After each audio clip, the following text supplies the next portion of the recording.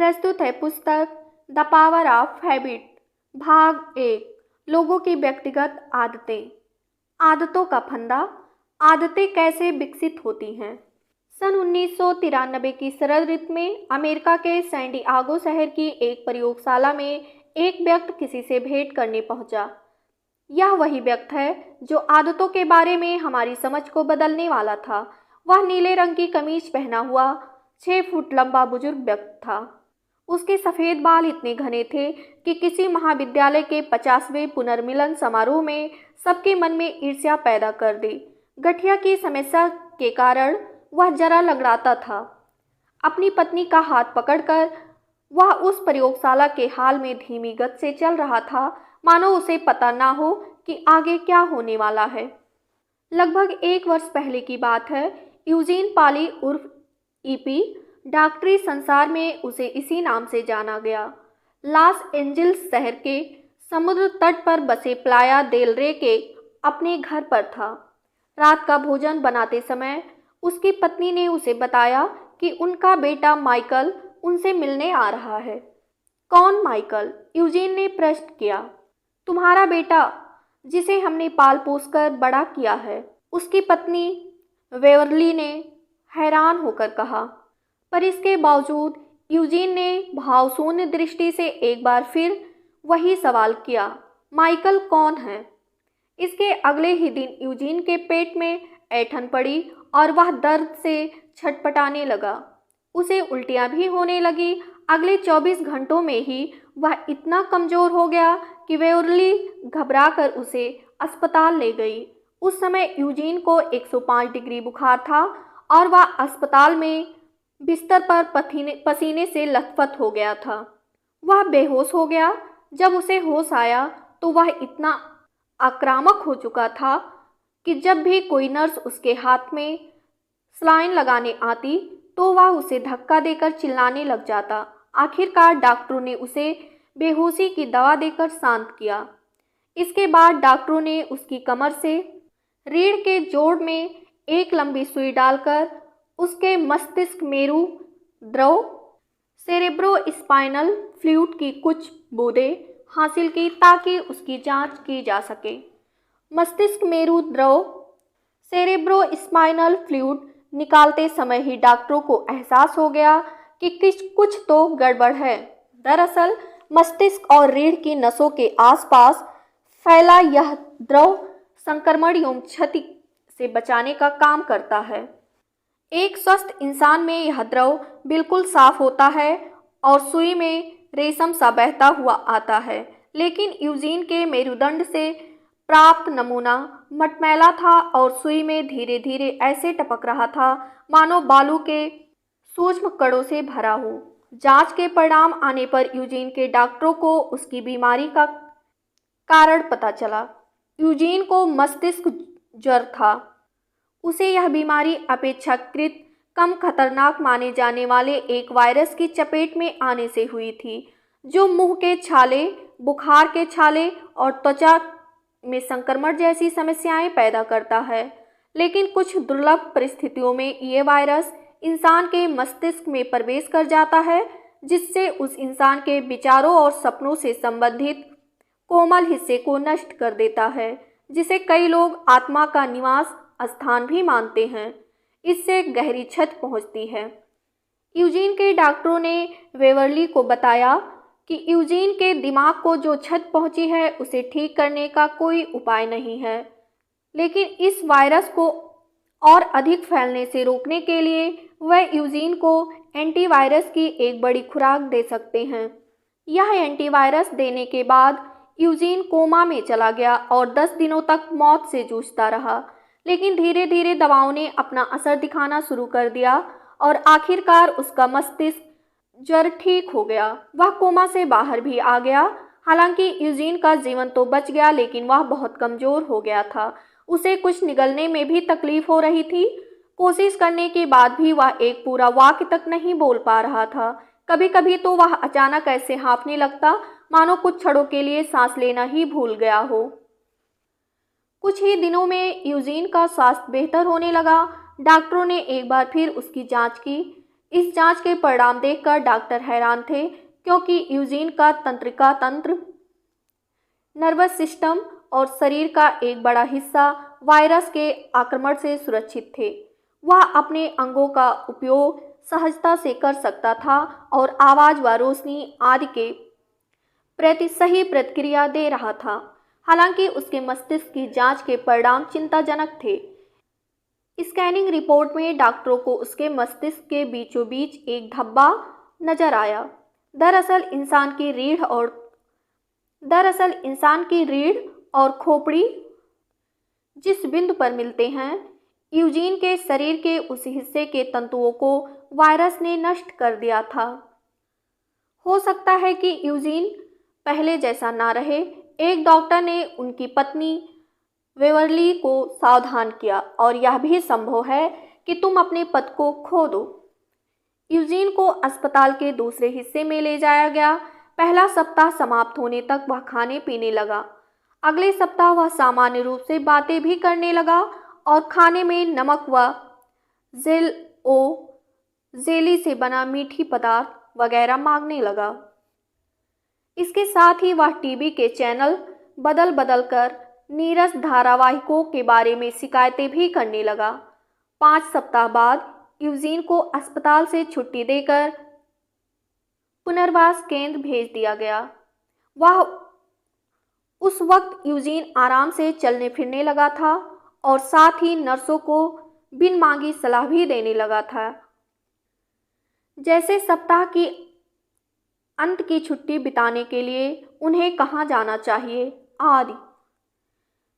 मैंने पहली बार इस बीमारी से ग्रस्त किसी मरीज को स्वस्थ होते हुए देखा है। मैं तुम्हें कोई झूठी उम्मीद नहीं बधाना चाहता, लेकिन यह वाकई अद्भुत है, यूजीन के डॉक्टर ने बेवर्ली से कहा। लेकिन बेवर्ली की चिंता खत्म नहीं हुई। यह बात पुनर्वास केंद्र में ही स्पष्ट हो गई थी कि इस बीमारी से यूजीन के अंदर कुछ असामान्य बदलाव आ गए हैं। जैसे यूजीन सप्ताह के दिन भूल जाता था। बार बार बताने के बावजूद भी वह अपने डॉक्टरों और नर्सों के नाम याद नहीं रख पाता था। एक दिन जब डॉक्टर यूजीन के हालचाल पूछने के बाद उसके कमरे से बाहर निकल गया, तो यूजीन ने अपनी पत्नी बेवर्ली से पूछा, ये लोग मुझसे ऐसे सवाल क्यों पूछते रहते हैं? घर वापस लौटने के बाद भी यूजीन में कई बदलाव नजर आए। उसे अपने मित्र याद नहीं थे। लोगों से बात करते करते वह अचानक सब भूल जाता था। कई बार सुबह सुबह नींद खुलते ही वह सीधे रसोई में चला जाता और अपने लिए अंडे और बेकन पकाकर खा लेता।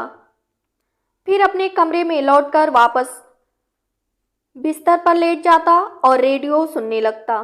फिर 40 मिनट बाद ही वह दोबारा यह सब दोहराता। उठकर अपने लिए अंडे और बेकन पकाता, उसे खाकर वापस बिस्तर पर लेट जाता और रेडियो सुनने लगता। कुछ ही देर बाद एक बार फिर वह यही सब दोहराता। उसके इस अजीब व्यवहार से घबराकर बेवर्ली ने तुरंत विशेषज्ञों से संपर्क किया। इन वैज्ञानिकों में सैन डियागो की कैलिफोर्निया विश्वविद्यालय के एक शोधकर्ता भी शामिल थे। वह इन दिनों याददाश्त खोने के कारणों पर शोध कर रहे थे। एक दिन यूजीन और बेवर्ली विश्वविद्यालय परिसर पहुंच गए। वह एक दूसरे का हाथ थामे मुख्य हॉल को पार करते हुए आगे बढ़े। उन्हें एक परीक्षण कक्ष में बैठने के लिए कहा गया। यूजीन वहां बैठी एक युवती से बातें करने लगा, जो कंप्यूटर पर काम कर रही थी।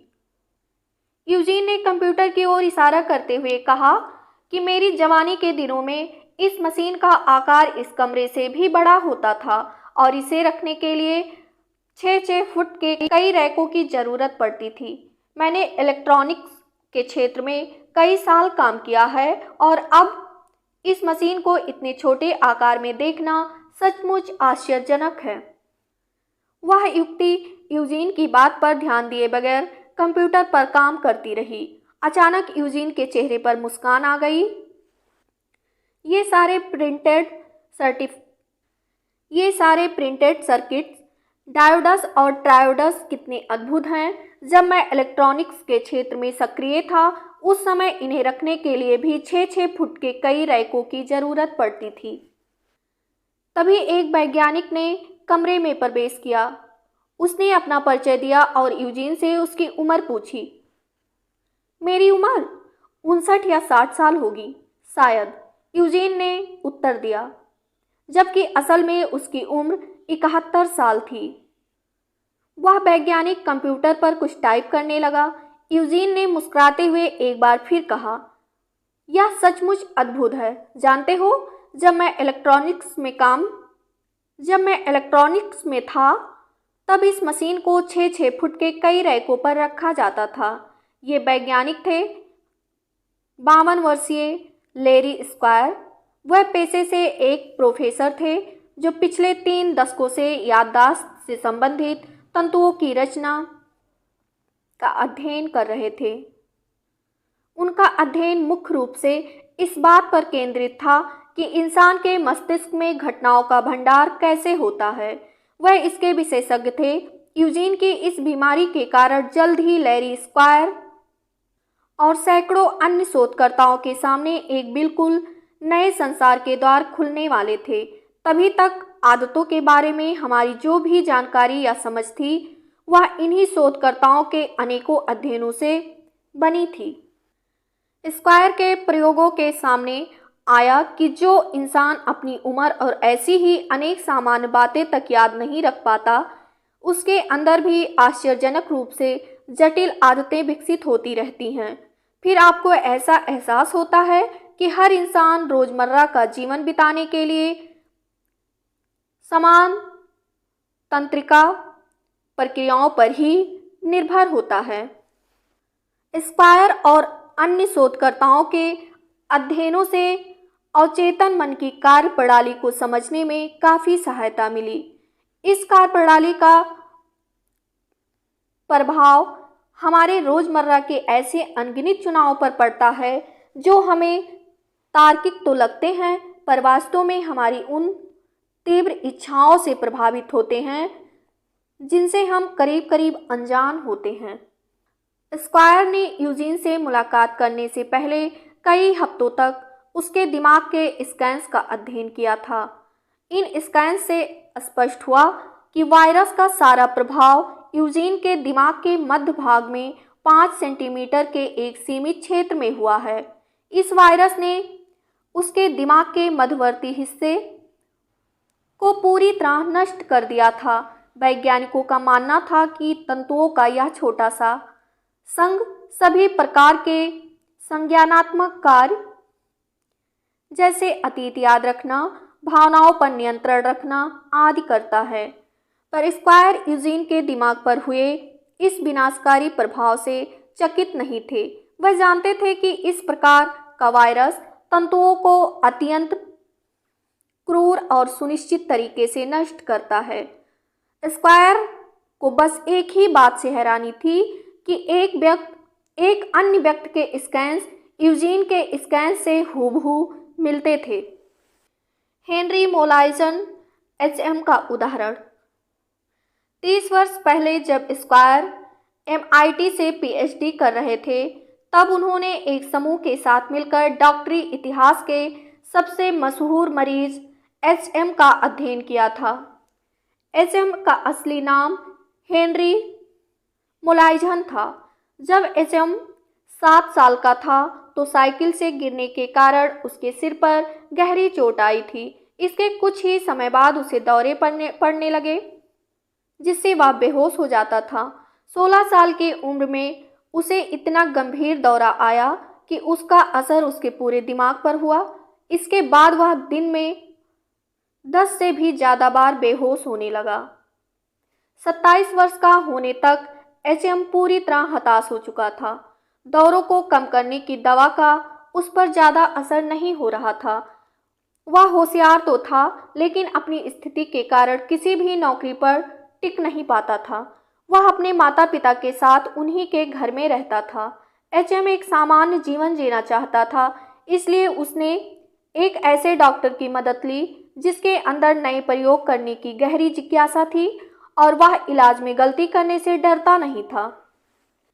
तब तक विभिन्न अध्ययनों से यह पता लगा चु तब तक विभिन्न अध्ययनों से यह पता लग चुका था कि दिमाग के एक हिस्से हिप्पोकैम्पस का संबंध दौरे पड़ने से होता है। जब डॉक्टर ने एचएम के दिमाग का ऑपरेशन कर उसके दिमाग के सामने के हिस्से को उठाकर एक छोटी नली द्वारा हिप्पोकैम्पस और उसके आसपास फैले तंतुओं को बाहर खींचने का प्रस्ताव दिया तो एचएम तुरंत सहमत हो गया। 1953 में एचएम का ऑपरेशन हुआ। ऑपरेशन के बाद वह जैसे तैसे स्वस्थ होता गया, उसके दौरे भी कम होते गए, लेकिन इसके साथ ही यह भी बात सामने आई कि एचएम का दिमाग मौलिक रूप से परिवर्तित हो चुका था। एचएम अपना नाम जानता था और उसे यह भी याद था कि उसकी मां आयरलैंड से थी। उसे 1929 में शेयर मार्केट का ध्वस्त होना और द्वितीय विश्व युद्ध में फ्रांस के नरमंडी पर हुआ आक्रमण भी याद था, लेकिन वह इसके बाद के लगभग एक दशक की सारी यादें, अनुभव, संघर्ष सब कुछ भूल चुका था। जब एचएम की याददाश्त की जांच करने के लिए एक डॉक्टर ने उसे अंकों की एक सूची और ताश खेलकर दिखाया तो उसे समझ में आ गया कि अब एचएम किसी भी नई जानकारी को 20 सेकंड से ज़्यादा याद नहीं रख सकता। एचएम के ऑपरेशन से लेकर सन 2008 में उसकी मृत्यु तक उसके लिए हर मनुष्य, हर गीत, हर कमरा, हर चीज़ पूरी तरह नया अनुभव था। उसका दिमाग समय के किसी एक बिंदु पर अटक गया था। वह हर दिन इस बात पर आश्चर्य करता था कि काले रंग के छोटे और आयताकार डिब्बे, जिसे रिमोट कहते हैं, उसकी मदद से टीवी के चैनल बदले जा सकते हैं। दिन में दर्जनों बार वह डॉक्टरों और नर्सों को अपना परिचय देता था। स्क्वायर बताते हैं कि एचएम के दिमाग का अध्ययन करना मुझे बहुत अच्छा लगा, क्योंकि दिमाग के अध्ययन में याददाश्त एक ठोस और रोमांचक मार्ग है। मैं अमेरिका के ओहियो में पला बढ़ा हूँ। मुझे याद है जब मैं पहली कक्षा में था और हमारी टीचर हम सबको मोम की रंग बिरंगी पेंसिल, क्रेयॉन्स बांट रही थी। मुझे जितने भी रंगों की पेंसिल मिली, मैंने उन्हें कागज पर एक साथ एक जगह घिसकर यह जानने की कोशिश की कि इससे काला रंग बनेगा या नहीं। मुझे यह घटना तो अच्छी तरह याद है, लेकिन अपनी उस अध्यापिका का चेहरा क्यों याद नहीं है। मेरे दिमाग ने उस एक याद को अन्य घटनाओं से अधिक महत्व क्यों दिया। स्क्वायर यह देखकर अचंभित थे कि यूजीन के स्कैन्स एचएम से कितने मिलते जुलते हैं। दोनों के ही दिमाग के मध्य भाग में अखरोट के आकार का धब्बा था। एचएम की ही तरह यूजीन की भी याददाश्त जा चुकी थी। एचएम और यूजीन में अंतर। इसके बाद जब स्क्वायर ने यूजीन के कुछ और परीक्षण किए तो पता चला कि एचएम और यूजीन में गहरा अंतर है। जैसे कि एचएम से मिलते ही पता चल जाता था कि वह अस्वस्थ है, जबकि यूजीन सामान्य बातचीत करने से लेकर कई अन्य कार्यों तक सब कुछ इतने आराम से कर लेता था कि आमतौर पर उसे देखकर उसकी असली स्थिति का पता नहीं लगता था। ऑपरेशन ने एचएम को इतना कमज़ोर बना दिया था कि इसके बाद उसे आजीवन अस्पताल में रहना पड़ा। दूसरी ओर यूजीन अपनी पत्नी के साथ अपने घर में रहता था। एचएम किसी एक विषय पर लंबे समय तक बातचीत नहीं कर सकता था, जबकि यूजीन हर बात को चतुराई से उपग्रहों या फिर मौसम जैसे विषयों की ओर ले जाता था, क्योंकि इसके बारे में वह स्वयं लंबे समय तक बात कर सकता था। चूँकि वह एक अंतरिक्ष प्रौद्योगिकी कंपनी में टेक्नीशियन था, इसलिए उसके लिए इन विषयों पर बात करना आसान था। यूजीन का परीक्षण की शुरुआत में स्क्वायर ने यूजीन से उसकी किशोरावस्था के बारे में पूछा। यूजीन ने मध्य कैलिफोर्निया के एक शहर के बारे में बताया जहां वह पला बढ़ा। साथ ही उसने मर्चेंट मरीन्स के अपने अनुभवों के बारे में बताते हुए ऑस्ट्रेलिया की एक यात्रा के बारे में भी बताया। उसे अपने जीवन की 1960 से पहले की लगभग सारी घटनाएं याद थी। इससे आगे के दशक के बारे में पूछने पर यूजीन ने विनम्रता से विषय बदलते हुए कहा कि कुछ कारणों से मुझे हाल ही की घटनाओं को याद करने में कठिनाई हो रही है। यूजीन की बुद्धिमत्ता का परीक्षण करने पर स्क्वायर ने पाया कि पिछले 3 दशकों के बारे में कुछ भी याद न होने के बावजूद यूजीन की बुद्धि प्रखर है। यहाँ तक कि यूजीन में जवानी के समय की सारी आदतें अब भी बरकरार थीं। इसलिए जब कभी स्क्वायर यूजीन को पानी का गिलास देते या कोई विशेष जवाब विस्तार से देने के लिए यूजीन की प्रशंसा करते तो यूजीन उन्हें धन्यवाद देता और बदले में उनकी भी प्रशंसा करता। जब भी कोई उनके कमरे में प्रवेश करता तो यूजीन उठकर उसे अपना परिचय देता और उसके हालचाल जरूर पूछता। लेकिन जब यूजीन को अंकों की किसी श्रृंखला को या प्रयोगशाला के बाहरी गलियारे आदि को याद कर उसका वर्णन करने को कहा गया तो डॉक्टरों को कुछ नई बातें पता चली। जैसे कि यूजीन किसी भी नई जानकारी को अधिकतम 1 मिनट से ज़्यादा याद नहीं रख सकता था। यूजीन को जब उसके पोते पोतियों की तस्वीरें दिखाई गई तो उसने उन्हें पहचानने से इनकार कर दिया। जब स्क्वायर ने यूजीन से उसकी बीमारी के बारे में पूछा तो पता चला कि उसे बीमारी पड़ने या अस्पताल में भर्ती होने के बारे में कुछ भी याद नहीं था। असल में यूजीन अपनी याददाश्त खोने के बारे में कुछ नहीं जानता था। उसके अनुसार ना तो उसे कोई चोट लगी थी, ना ही उसे अपनी याददाश्त खोई थी। अतः यूजीन के लिए यह कल्पना करना भी मुश्किल था कि वह अस्वस्थ है। यूजीन से मिलने के कुछ महीनों बाद स्क्वायर ने उसकी याददाश्त को परखने के लिए कुछ नए प्रयोग किए। इस दौरान यूजीन और बेवर्ली लॉस एंजल्स के समुद्र तट पर बसे प्लाया देल रे को छोड़कर अपनी बेटी के घर के करीब सैन डिएगो में रहने चले गए।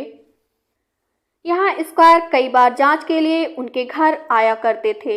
एक दिन उन्होंने यूजीन से कहा कि वह अपने घर का नक्शा बनाए। यूजीन ने कोशिश की पर सफल नहीं हुआ। तुम सुबह जागने के बाद घर के अन्य कमरों में कैसे जाते हो? स्क्वायर ने यूजीन से पूछा। सच कहूँ तो मुझे नहीं मालूम, यूजीन ने जवाब दिया। स्क्वायर अपने लैपटॉप पर यूजीन की टिप्पणियों के बारे में नोट्स बनाने लगे। इस दौरान यूजीन का ध्यान कहीं और चला गया। वह कमरे में यहाँ वहाँ देखने लगा। फिर वह उठकर गलियारे की ओर गया और शौचालय चला गया। कुछ मिनटों बाद शौचालय से फ्लश की आवाज़ आई और फिर नल से पानी बहने की।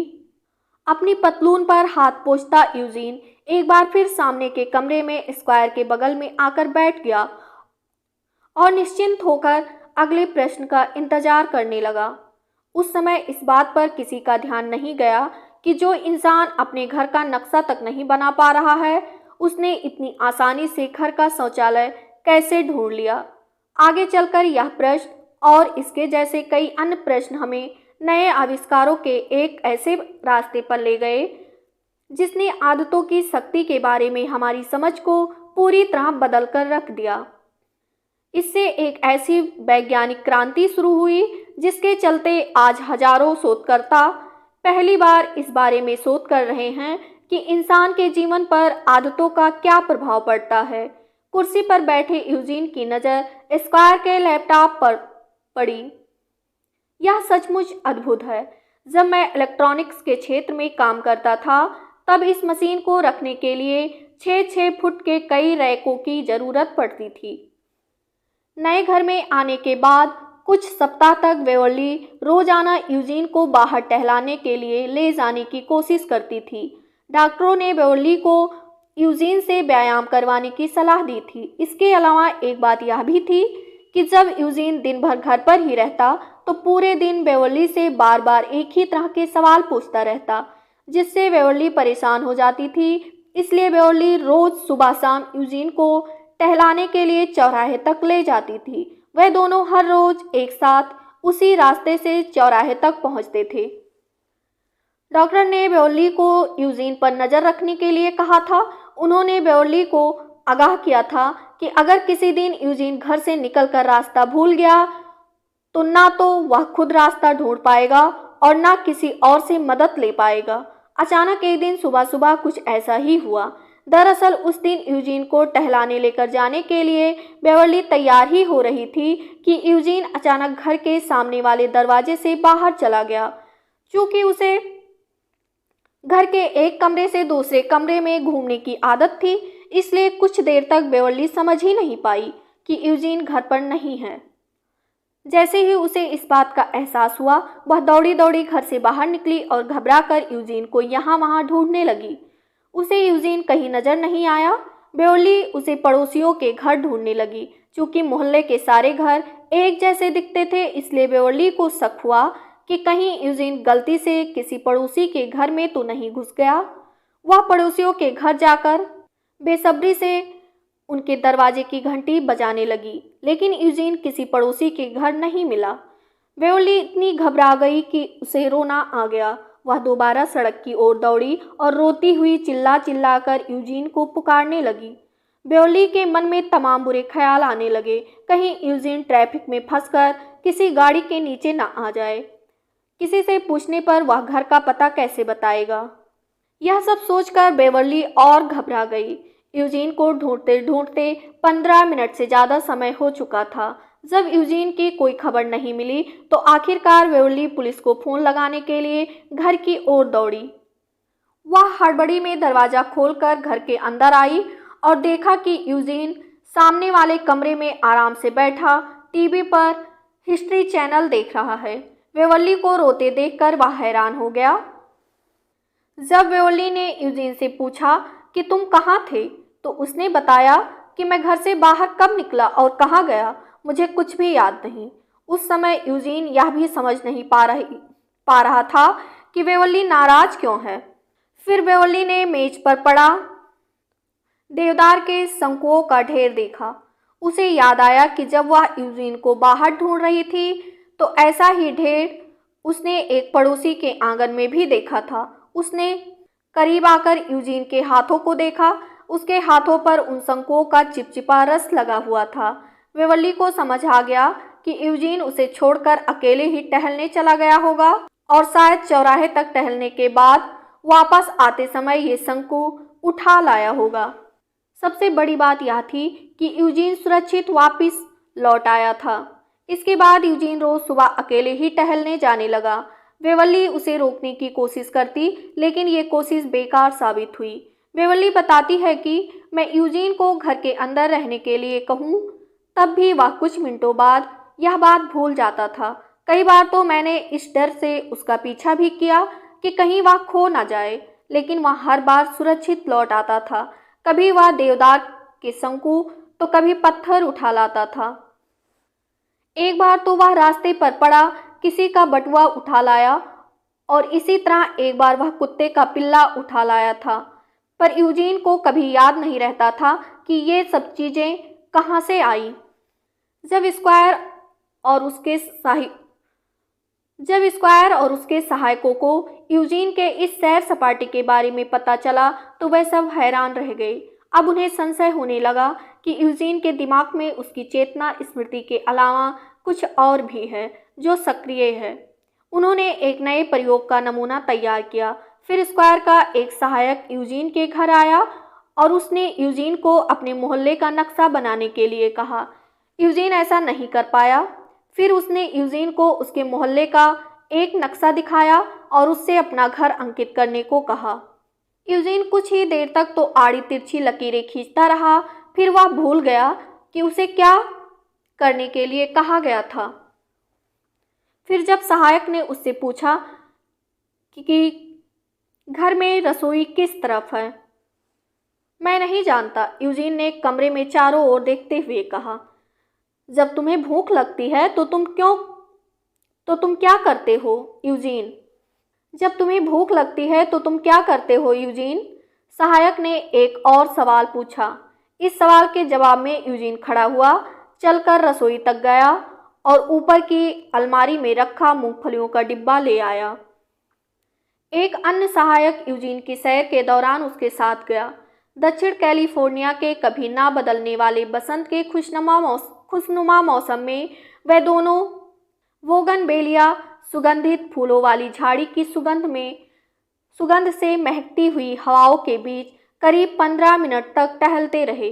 यूजीन ने ज़्यादा बातचीत नहीं की, लेकिन वह पूरे आत्मविश्वास के साथ आगे बढ़कर स्क्वायर के सहायक को रास्ता दिखा रहा था। उसे किसी से भी रास्ता पूछने की जरूरत नहीं पड़ी। लौटते समय जब वह यूजीन के घर के करीब ही थे, उस सहायक ने यूजीन से उसके घर का पता पूछा। मुझे ठीक से याद नहीं, यूजीन ने जवाब दिया। इसके बाद वह फुटपाथ पर चलता हुआ सीधा अपने घर गया और बैठकर टीवी देखने लगा। अब स्क्वायर को समझ में आ गया था कि यूजीन का दिमाग नई जानकारी ग्रहण कर रहा है, मगर सवाल यह था कि यह जानकारी उसके दिमाग में आखिर कहाँ दर्ज हो रही है। यह कैसे संभव है कि जो इंसान यह तक नहीं बता पाता कि उसके घर में रसोई कहाँ है, वह उसी रसोई में जाकर मूंगफली का डिब्बा आराम से ढूंढ लाता है। इसी तरह अपने घर का पता न जानते हुए भी वह घर कैसे पहुंच जाता है। इन प्रश्नों ने स्क्वायर को अचंभे में डाल रखा था। वह यह सोचकर हैरान थे कि आखिर यूजीन के क्षतिग्रस्त दिमाग में ये नए पैटर्न्स कैसे बन रहे हैं। मैसाचुसेट्स इंस्टीट्यूट ऑफ टेक्नोलॉजी के मस्तिष्क एवं बोध विज्ञान विभाग के इमारत की प्रयोगशाला में कुछ सर्जिकल थिएटर भी थे। आम लोगों को ये थिएटर खिलौनों वाले कमरों जैसे नज़र आ सकते थे। यहाँ 1/4 इंच से भी छोटे आकार की छुरियाँ, ड्रिल और आरियाँ मौजूद थीं, जो एक मशीन हाथ से जुड़ी हुई थी। यहाँ तक कि सर्जरी की मेज भी इतनी छोटी थी मानो बौने डॉक्टरों के लिए बनाई गई हो। इन कमरों का तापमान हमेशा 15 डिग्री सेल्सियस ही रखा जाता था। कमरों के ठंड वातावरण के कारण सर्जरी करते समय शोधकर्ताओं की अंगुलियां स्थिर रहती थीं। इन प्रयोगशालाओं के अंदर तंत्रिका विज्ञानी, न्यूरोलॉजिस्ट बेहोश किए गए चूहों के दिमाग में नन्हे सेंसर लगाते थे, जिससे वह चूहों के दिमाग में होने वाली छोटी से छोटी हरकतें भी जान लेते हैं। होश में आने पर भी चूहों को देखकर ऐसा नहीं लगता था कि उन्हें पता है कि उनके दिमाग में तारों का जाल लगा दिया गया है। ये प्रयोगशालाएं आदतें विकसित होने की प्रक्रिया के पीछे छिपे विज्ञान को समझने का मुख्य केंद्र बन चुकी है। इन प्रयोगों से ही पता चल पाया कि यूजीन, आप और मैं, हम सब रोज़मर्रा के जीवन में आवश्यक आदतों का विकास कैसे करते हैं। सुबह दांत साफ करते समय या पार्किंग से अपनी गाड़ी निकालते समय हमारे दिमाग में कौन सी जटिल गतिविधियां चलती रहती हैं, यह प्रयोगशाला के इन चूहों द्वारा उजागर हुआ। वहीं स्क्वायर के लिए ये प्रयोग यूजीन की गुत्थी सुलझाने के काम आए। इन प्रयोगों द्वारा वह जान पाए कि यूजीन नई जानकारी को आखिर कब से ग्रहण कर रहा है। 1990 में MIT के शोधकर्ताओं ने आदतों पर शोध शुरू किया। यूजीन भी इसी दौरान बीमार पड़ा। इन शोधकर्ताओं के कौतूहल का केंद्र था दिमाग का वह छोटा सा हिस्सा जिसे बेसल गैंग्लिया कहते हैं। दिमाग की तुलना यदि प्याज से की जाए, जिसकी रचना एक के ऊपर एक बनी तंतुओं की परतों से होती है, तो कर्मिक विकास मूलक दृष्टिकोण से देखने पर कहा जा सकता है कि सिर के खाल के करीब की बाहरी परतें सबसे नई हैं। जब आप किसी नए आविष्कार के बारे में सोचते हैं या अपने किसी मित्र के चुटकुले पर हंसते हैं, तो दिमाग के ये बाहरी आवरण ही सक्रिय होते हैं। दिमाग के अंदरूनी हिस्से में दिमागी तने, ब्रेन स्टेम के पास, जहां वह रीढ़ से मिलता है, सबसे पुरानी संरचनाएं होती हैं। हमारे सहज स्वभाव से भी जुड़ी चीज़ें जैसे सांस लेना, निगलना अथवा उस स्थान में हमारा चौंकना जब कोई अचानक झाड़ियों के पीछे से निकलकर हमें पल भर के लिए डरा देता है, इन सब का नियंत्रण यही सबसे पुरानी संरचनाएं करती हैं। दिमाग के बीचों बीच गोल्फ की गेंद के आकार का तंतुओं का एक गोला होता है, जो पानी में रहने वाले, जमीन पर रेंगने वाले और स्तनपायी जंतुओं में पाया जाता है। इसी को बेसल गैंग्लिया कहते हैं। वर्षों तक वैज्ञानिक तंतुओं के इस अंडाकार समूह के बारे में ज़्यादा कुछ नहीं जान पाए थे। वैज्ञानिकों को संदेह था कि पार्किंसन रोग के लिए बेसल गैंग्लिया जिम्मेदार होता है। इस बात की पुष्टि कोई नहीं कर पाया था। सन 1990 में MIT के शोधकर्ताओं के मन में ये सवाल उठने लगा कि क्या बेसल गैंग्लिया इंसान की आदतों के लिए अनिवार्य है? उन्होंने गौर किया कि उनके प्रयोगों के जिन जंतुओं का गैंग्लिया क्षतिग्रस्त है, उन्हें भूल भुलैया पार करने अथवा खाद्य पदार्थ का डिब्बा खोलने जैसी सहज स्वभाव से जुड़ी चीज़ों में कठिनाई हो रही है। उन्होंने अपनी आशंका मिटाने के लिए तय किया कि इसका परीक्षण किया जाना चाहिए। इसके लिए उन्होंने प्रयोगशाला के चूहों के लिए एक नया प्रयोग तैयार किया। इस प्रयोग में नई माइक्रो टेक्नोलॉजी का उपयोग किया गया। इस नई माइक्रो टेक्नोलॉजी की मदद से वैज्ञानिक चूहों की हर सूक्ष्म हरकत के दौरान उनके दिमाग में होने वाली गतिविधियों का जायजा ले सकते थे। सर्जरी द्वारा हर चूहे के दिमाग में कंट्रोलर लीवर और दर्जनों छोटे छोटे तार लगा दिए गए। इसके बाद इन चूहों को अंग्रेजी के अक्षर टी के आकार वाली एक भूल भुलैया में छोड़ दिया गया, जिसके दूसरे छोर पर एक चॉकलेट रख दी गई। भूल भुलैया में चूहों को एक दरवाजे के पीछे रखा जाता था। यह दरवाज़ा क्लिक की आवाज़ होने के बाद खुलता था। शुरू में दरवाज़ा खुलने पर चूहे भूल भुलैया के बीच के गलियारे में कोनों को सूंघते और दीवारों को खरोंचते हुए धीरे धीरे आगे बढ़ते थे। टी आकृति वाली इस भूल भुलैया के ऊपरी छोर तक पहुंचने पर चूहे अक्सर चॉकलेट की विपरीत दिशा यानी दाहिनी ओर जाकर फिर बाईं ओर जाया करते थे। ऐसा करते समय चूहे अक्सर बिना किसी कारण के ही अचानक कुछ क्षणों के लिए रुक जाते थे, लेकिन आखिर में लगभग सभी चूहे अपने इनाम यानी चॉकलेट तक पहुंच जाते थे। वैज्ञानिकों को चूहों के इस तरह घूमने में समझने योग्य कोई विशेष पैटर्न नजर नहीं आया। सामान्य तौर से देखकर ऐसा लगता था कि मानो चूहा इत्मीनान से घूमने निकला हो, लेकिन चूहों के दिमाग में लगे सेंसर कुछ अलग ही कहानी बता रहे थे। भूल भुलैया से गुजरते समय हर चूहे के दिमाग और विशेषकर उसके बेसल गैंग्लिया की गतिविधि में बहुत तेजी आ जाती थी। हर बार जब चूहा कुछ सूंघता या दीवार खरोंचता था तो उसके दिमाग में गतिविधियों का तूफान आया होता था। उस भूल भुलैया में बिना किसी विशेष उद्देश्य के घूमता चूहा दरअसल बहुत सारी नई चीजें ग्रहण कर रहा था। यह प्रयोग वैज्ञानिकों ने बार बार दोहराया और हर पहलू की जांच की, जिससे पता चला कि हर बार भूल भुलैया से गुजरते समय चूहों की दिमागी गतिविधियों में बदलाव भी आता है। धीरे धीरे परिवर्तन की एक श्रृंखला सामने आई। चूहों ने कोनों में सूंघना और गलत राह पर मुड़ना बंद कर दिया। अब दिन प्रतिदिन चूहे भूल भुलैया को तेजी से पार करने लगे। साथ ही उनके दिमाग में भी कुछ ऐसा हुआ जिसकी उम्मीद नहीं थी। चूहे जैसे भूल भुलैया पार करना सीखते गए, उनकी दिमागी गतिविधियां कम होती गईं। भूल भुलैया पार करना जितना सहज होता गया, चूहों के दिमाग की विचार प्रक्रिया भी उतनी ही कम होती गई। शुरू में चूहे भूल भुलैया की छानबीन कर रहे थे और उस समय नई जानकारी ग्रहण करने के लिए उनके दिमाग को ज़्यादा काम करना पड़ रहा था, लेकिन कई दिनों तक उसी मार्ग से बार बार गुजरने के बाद अब चूहों के लिए कोनों को सूंघना और दीवारों को खरोंचना जरूरी नहीं रह गया था। इसलिए सूंघने और खरोंचने की प्रक्रिया से जुड़ी उनकी सारी दिमागी गतिविधियां बंद हो गईं। चूहों को अब निर्णय लेने की भी जरूरत नहीं रह गई थी। उन्हें टी आकृति वाली इस भूल भुलैया को पार करके चॉकलेट तक पहुंचने के लिए किस दिशा में जाना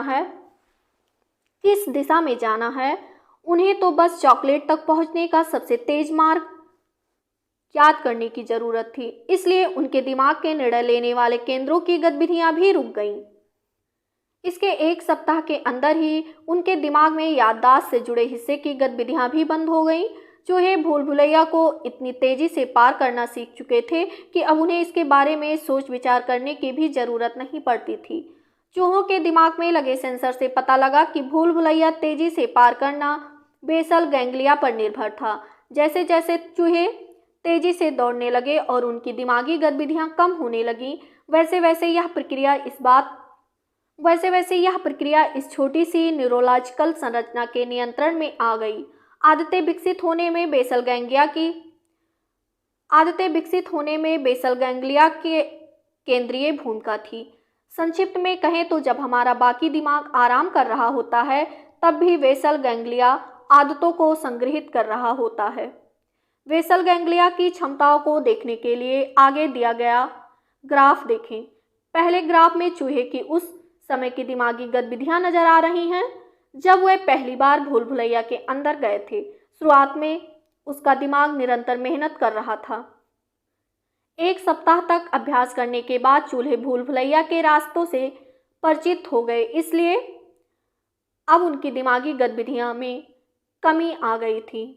इस प्रक्रिया में दिमाग नियमित क्रियाओं को सहज व्यवहार या आदतों में परिवर्तित कर देता है और इसे चंकिंग कहते हैं। यह प्रक्रिया हमारे अंदर विकसित होने वाली आदतों का मूल है। अपने रोजमर्रा के जीवन में मनुष्य ऐसे दर्जनों सहज व्यवहारों यानी आदतों पर निर्भर होता है।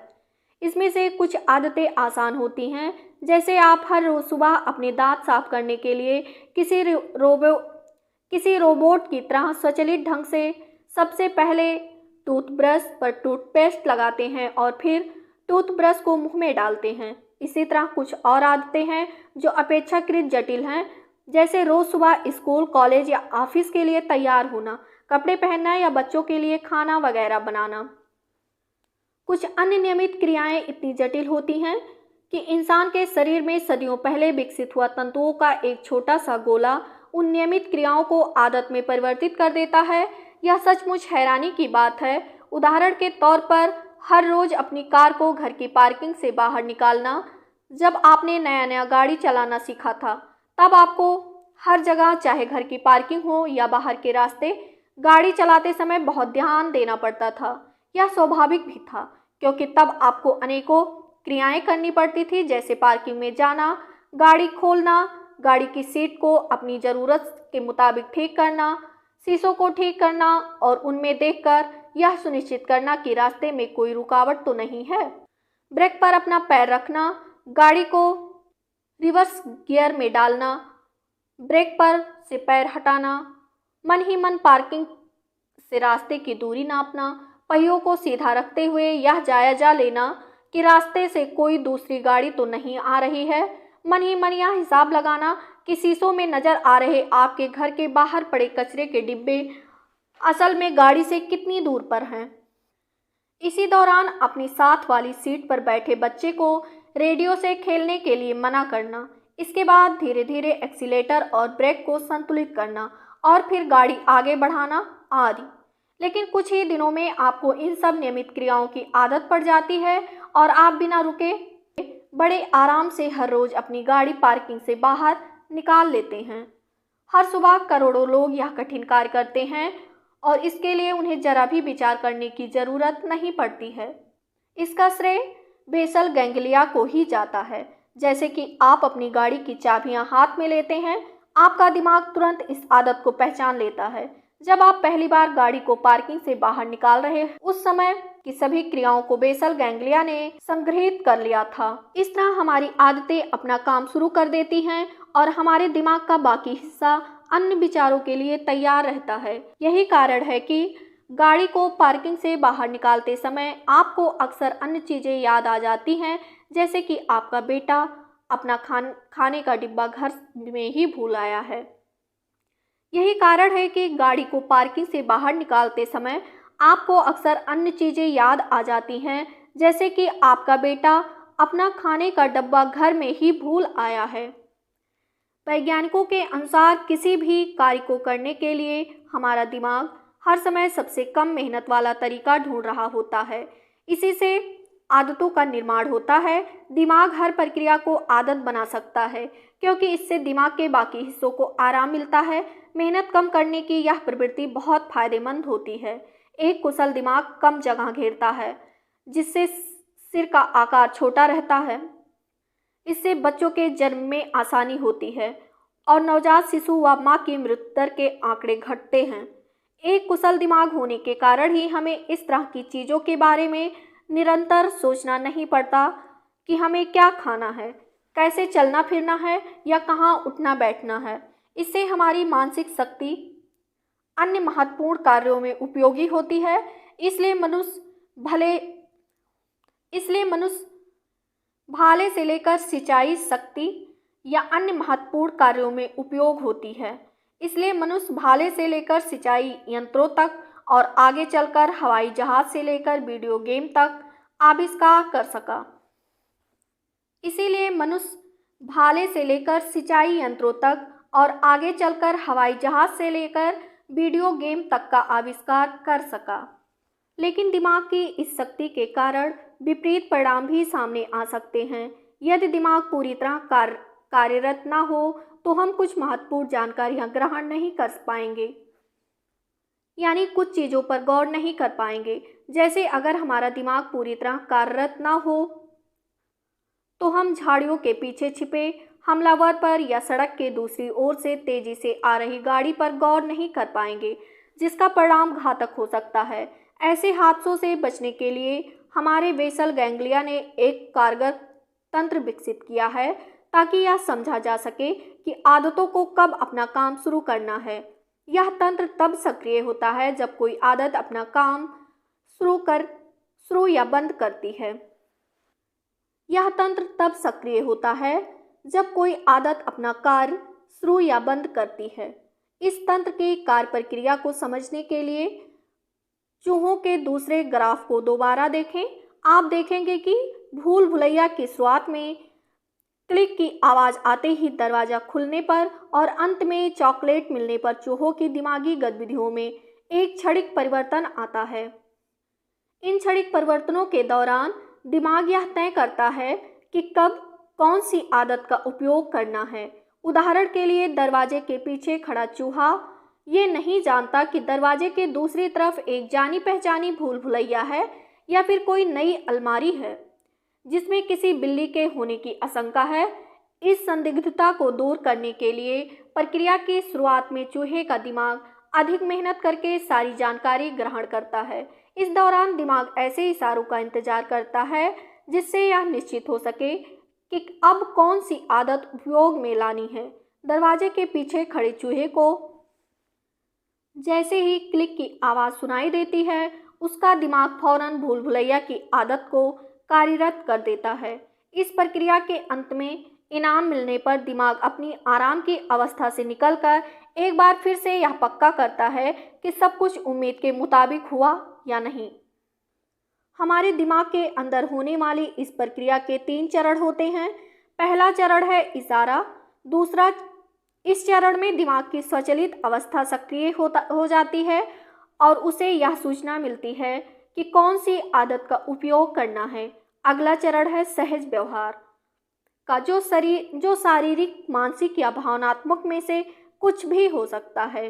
अंतिम चरण है इनाम, जिसमें आपका दिमाग यह निर्णय लेता है कि इस रास्ते को भविष्य के लिए रखना है या नहीं।